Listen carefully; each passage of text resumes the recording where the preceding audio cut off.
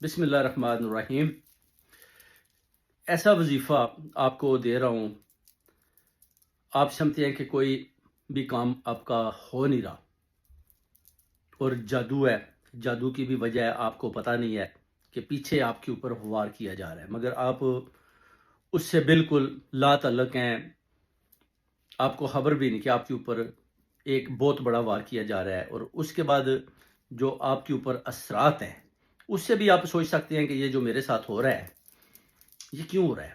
یہ کہ جادو جب ہوتا ہے نا، تو جادو کا اثر سب سے پہلے وہ آپ کے معدے پر پڑتا ہے، یاد رکھیں، پھر آپ کے دماغ پر، آپ چیزیں بھول جاتے ہیں، پھر آپ کی صحت پر، پھر آپ کی ویکنیس ہو جاتی ہے، باڈی بہت ویک ہو گئی ہے، بھوک نہیں لگے گی، بھوک لگے گی تو آپ کھائیں گے نہیں، نیند نہیں آئے گی، نیند آئے گی تو برے برے خواب آنا شروع ہو جائیں گے۔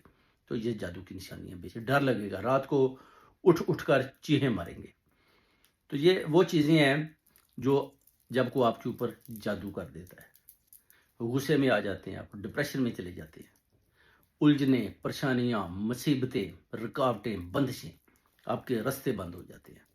تو پھر ان چیزوں کے لیے آپ کو ایک وظیفہ دے رہا ہوں، وہ آپ نے پڑھنا ہے، لا الہ الا اللہ انت سبحانک انی کنت من الظالمین۔ یہ آپ نے پڑھنا ہے 99 ٹائم، ایک دفعہ سورہ فلق، ایک دفعہ سورہ الناس، ایک دفعہ سورہ اخلاص، اور 7 مرتبہ درود پاک شریف اول اور 7 مرتبہ درود پاک شریف آخر۔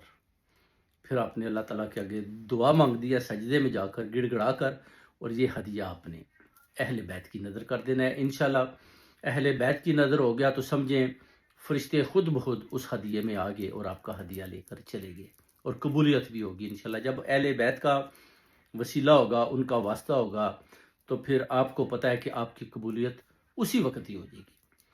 تو ان چیزوں کو آپ نے دیکھنا ہے۔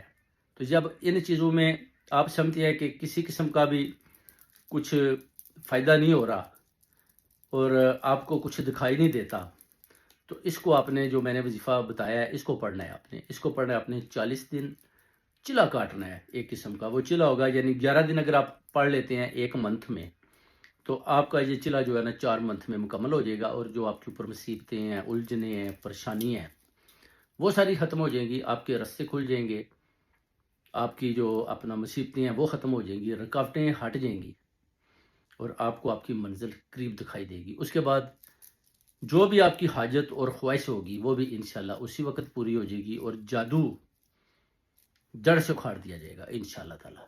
جادو کو جڑ سے اکھاڑ کر ایک طرف پھینک دیں گے فرشتوں کی مدد سے انشاءاللہ تعالی۔ تو ان چیزوں کو آپ نے یاد رکھنا۔